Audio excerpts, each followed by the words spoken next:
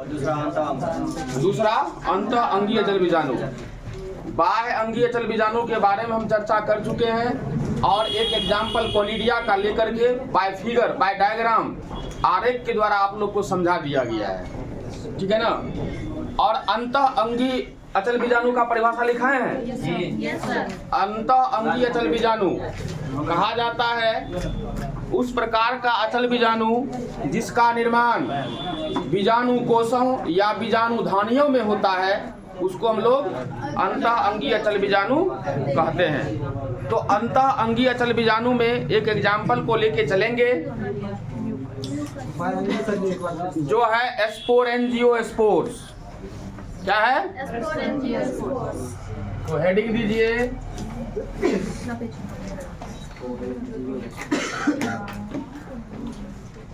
स्पोरेंजियो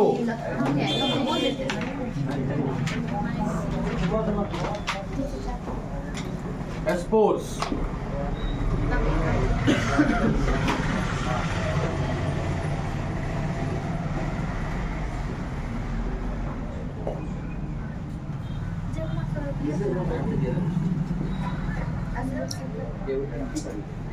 क्या बोल रहा था प्रकाश तुम?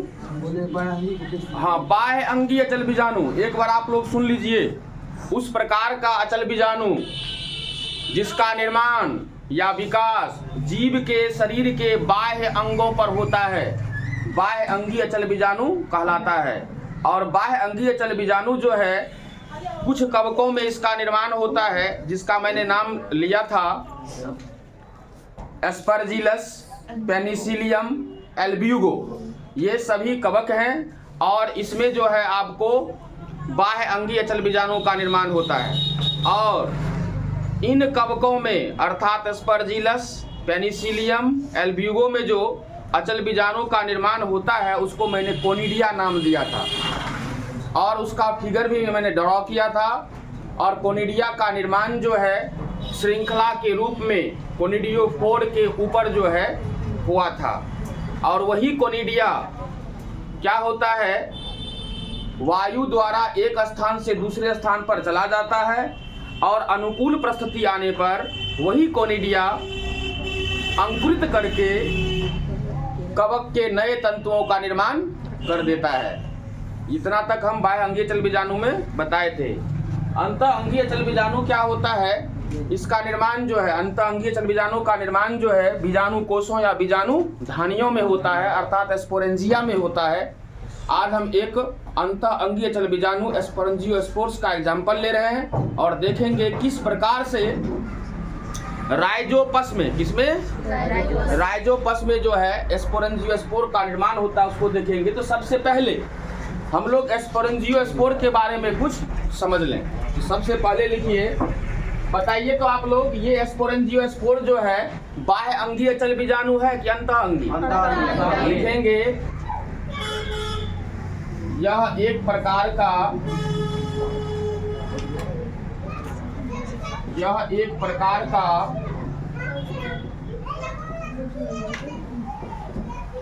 अंत अंगीय अचल बीजाणु। इसको हम लोग कहते हैं इंडोजेनसली नॉन मोटाइल स्पोर।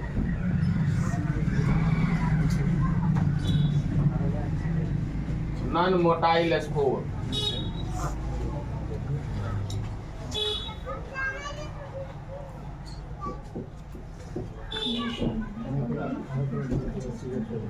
लिखेंगे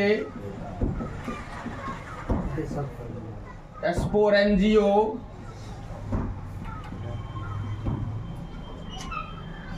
स्पोर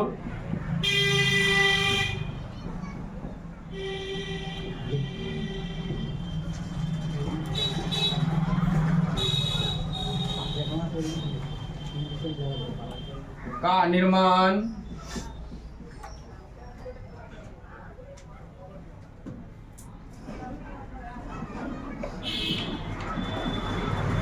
बीजाणु कोषों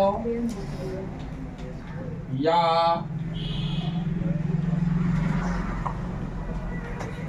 बीजाणुधानियों।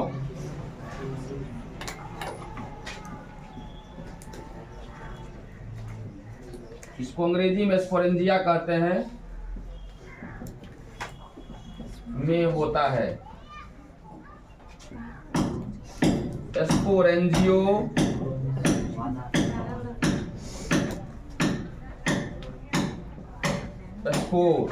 स्पोरेंजियो स्पोर का प्रकीर्णन मतलब डिस्पर्सल,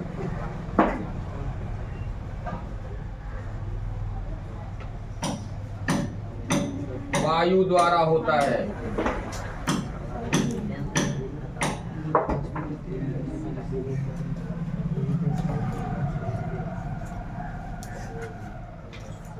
स्पोरेंजियो स्पोर का प्रकीर्णन अर्थात डिस्पर्सल, एक स्थान से दूसरे स्थान जो स्पोरेंजियो स्पोर जाता है वो हवा की मदद से, सहायता से जाता है।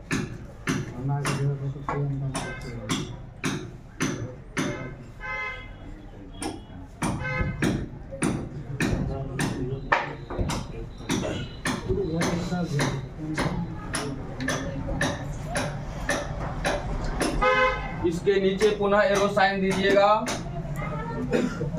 यहाँ तक लिखा हुआ हो गया। इसके नीचे एरो साइन दीजिएगा और लिखिएगा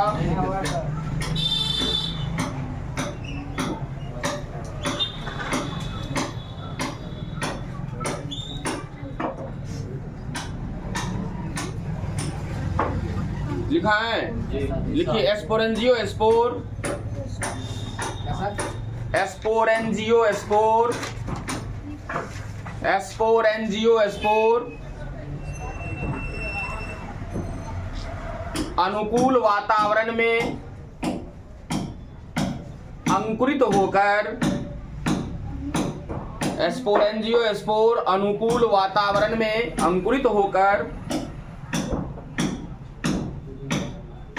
होकर नए जीव का निर्माण करता है। नए जीव का निर्माण करता है। नए जीव का निर्माण करता है। फिर से सुन लीजिए, स्पोरेंजियो स्पोर अनुकूल वातावरण में अंकुरित होकर नए जीवों का निर्माण करता है। पुनः जो है पी साइन दीजिए और लिखिए स्पोरेंजियो स्पोर का निर्माण, क्या सर? स्पोरेंजियो स्पोर का निर्माण, स्पोरेंजियो स्पोर का निर्माण, स्पोरेंजियो स्पोर का निर्माण कुछ कवकों में होता है। स्पोरेंजियो स्पोर का निर्माण कुछ कवकों में होता है। स्पोरेंजियो स्पोर का निर्माण कुछ कवकों में होता है। एग्जाम्पल में लिखिएगा म्यूकर,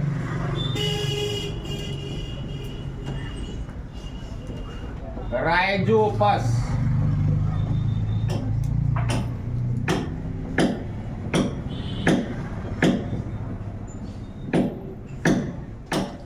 म्यूकर, राइजोपस इत्यादि।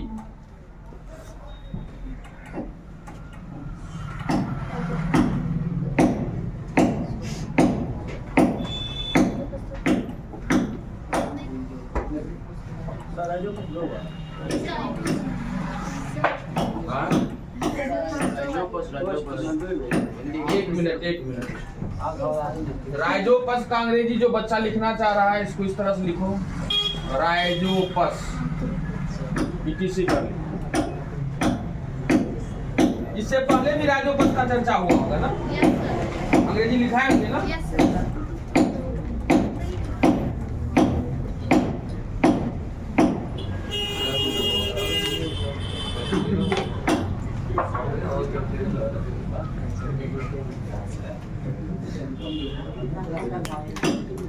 हो गया।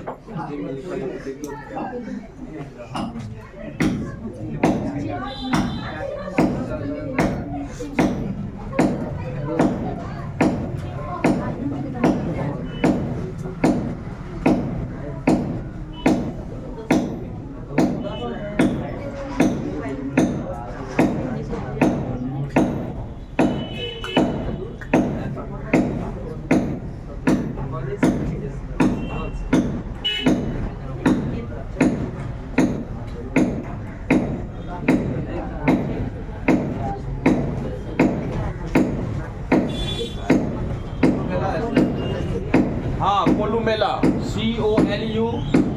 COLUMELLA।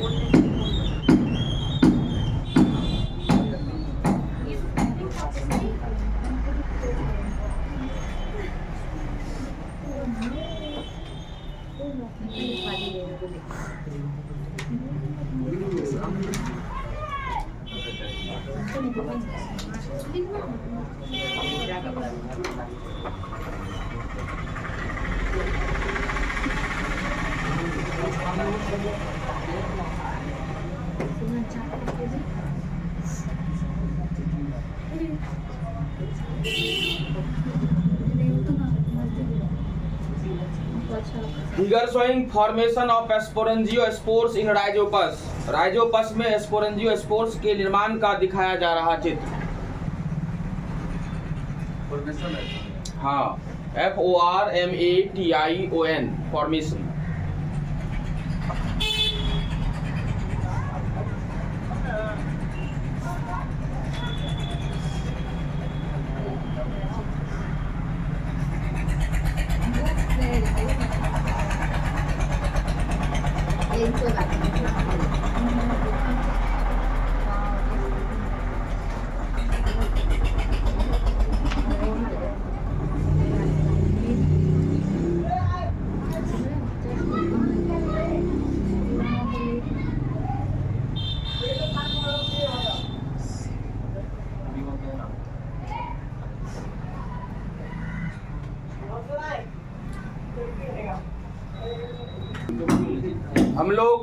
अंतः अंगी अचल बीजाणु के बारे में चर्चा कर रहे थे। मैंने बताया था अंतः अंगी अचल बीजाणु किसको कहते हैं, तो उस प्रकार का अचल बीजाणु जिसका निर्माण जो है बीजाणु कोषों या बीजाणु धानियों में अर्थात स्पोरेंजिया में होता है।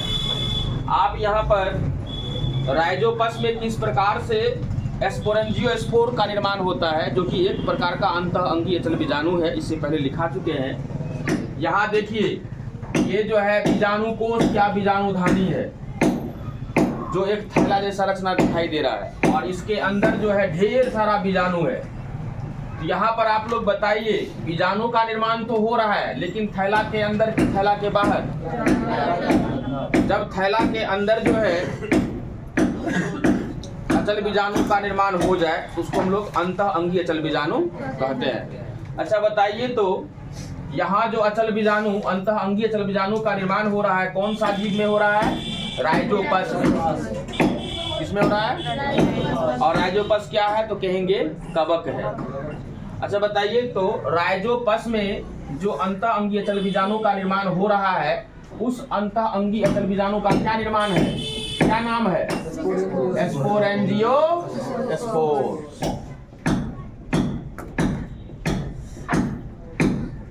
स्पोरेंजियोस्पोर।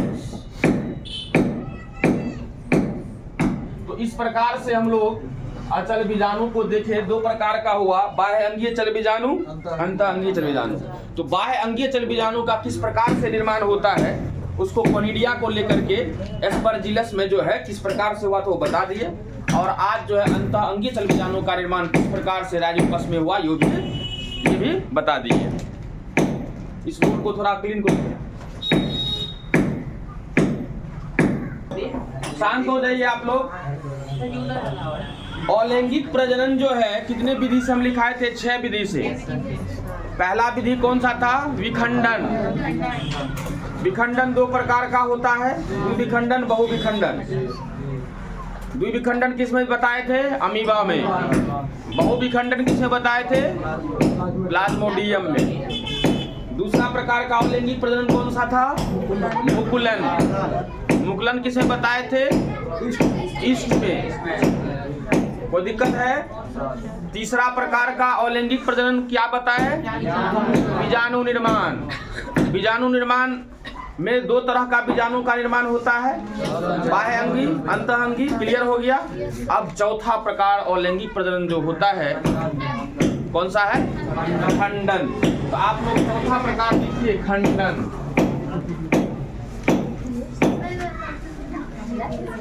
इसको हम लोग कहते हैं फ्रेगमेंटेशन। फ्रेगमेंटेशन, खंडन।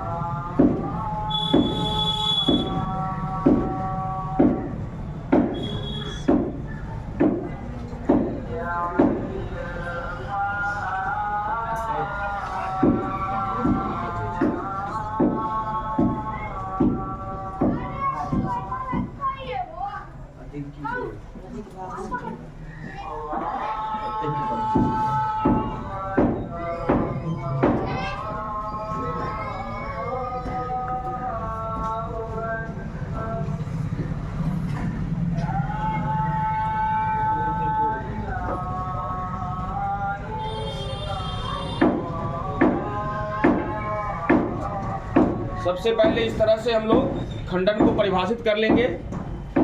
उस प्रकार का अलैंगिक प्रजनन जिसमें मातृजीव का शरीर 2 या 2 से अधिक भागों में टूट जाता है और प्रत्येक टूटा हुआ भाग नए जीव का निर्माण करता है, खंडन कहलाता है।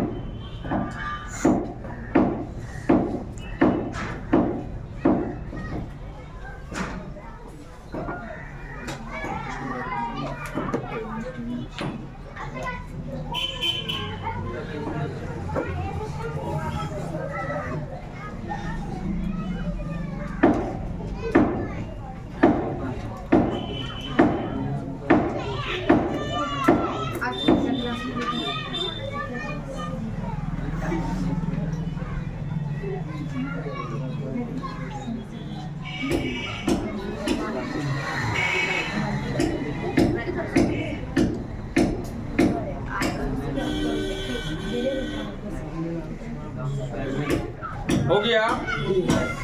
यहाँ ध्यान दीजिए, इस चीज को समझिए।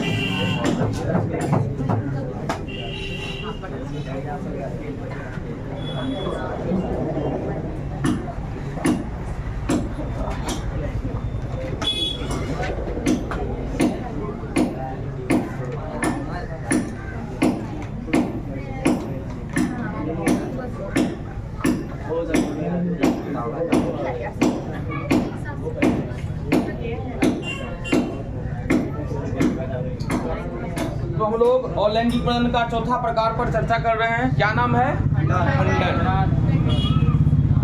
मान लीजिए यह एक जीव है, इसको क्या माने हैं हम लोग? जीव। खंडन में क्या होता है, ये जीव जो है, इस जीव को हम लोग मातृजीव कहेंगे। क्या कहेंगे? मातृजीव मतलब पैरेंटल ऑर्गेनिज्म। क्या कहेंगे? Parental organism.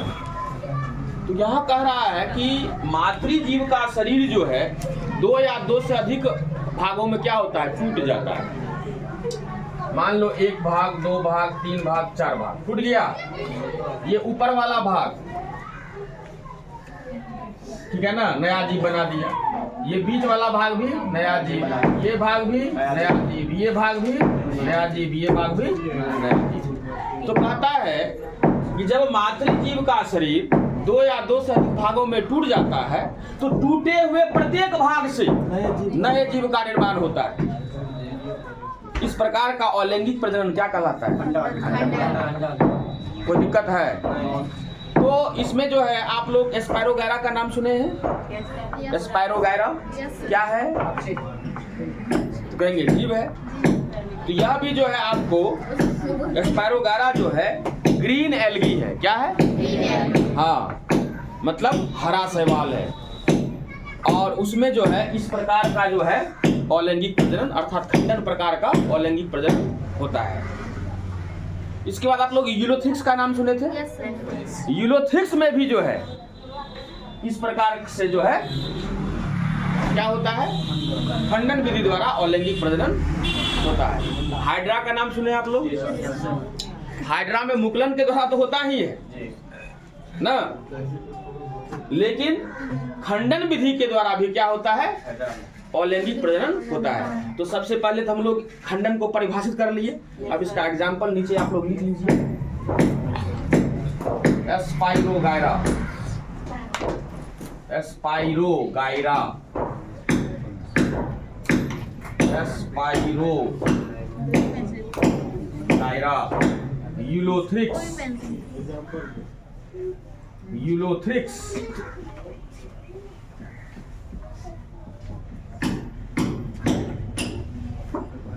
हाइड्रा,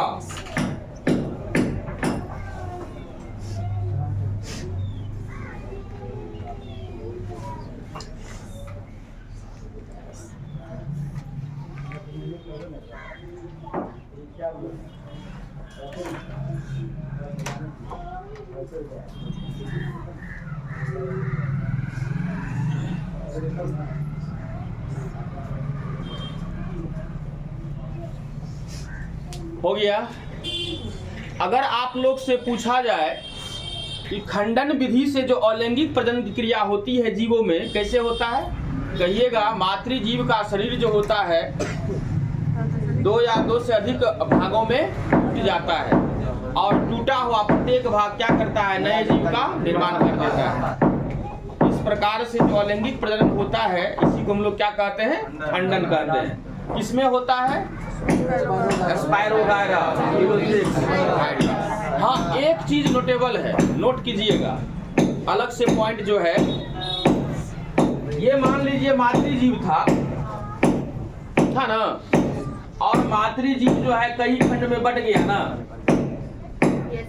तो मान लो कि ये पूरा मातृजीव है और ये खंड जो है बटा, ये खंड एक होगा ना रे, ये खंड दूसरा, तीसरा, चौथा और ये 5वां हुआ ना। ये पूरे जीव में जो खंड में बटा, तो ये सबसे ऊपर वाला जो है इसको हम पुराना खंड कह सकते हैं। क्या कह सकते हैं, पुराना खंड। क्योंकि इसी से जो है सब क्या हुआ, ये भी अलग हुआ, ये भी अलग हुआ, ये भी अलग हुआ, ये भी अलग हुआ, तो ये जो है सबसे पुराना खंड जो है।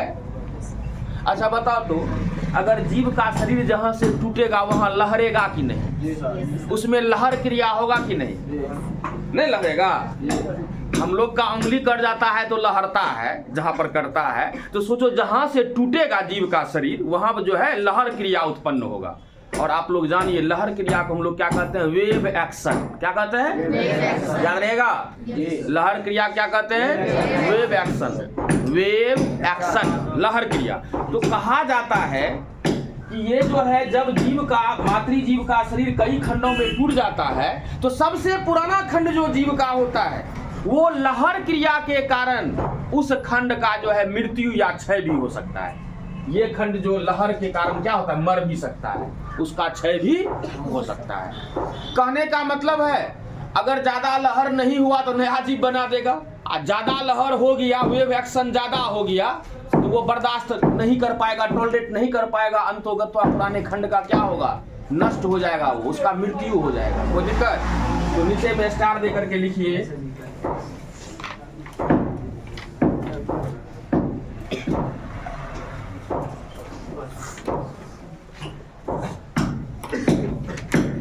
मातृजीव का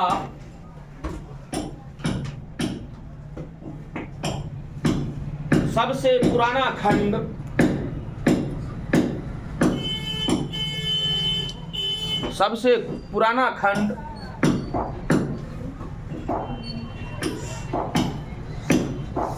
लहर क्रिया,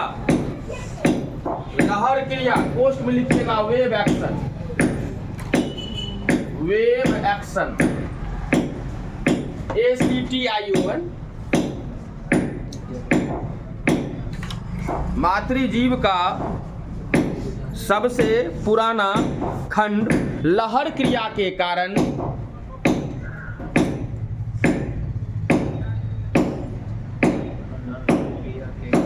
मर सकता है या नष्ट हो सकता है। लहर क्रिया के कारण मर सकता है या नष्ट हो सकता है। लहर की क्रिया के कारण मर सकता है या नष्ट हो सकता है। तो इस प्रकार से 6 प्रकार में 4 प्रकार का अलैंगिक प्रजनन पर हम लोग डिस्कस किए। अब 5वां और 6ठा बचा है, दूसरे दिन देखते हैं। आज यहीं तक, same time same place but next day. Thank you.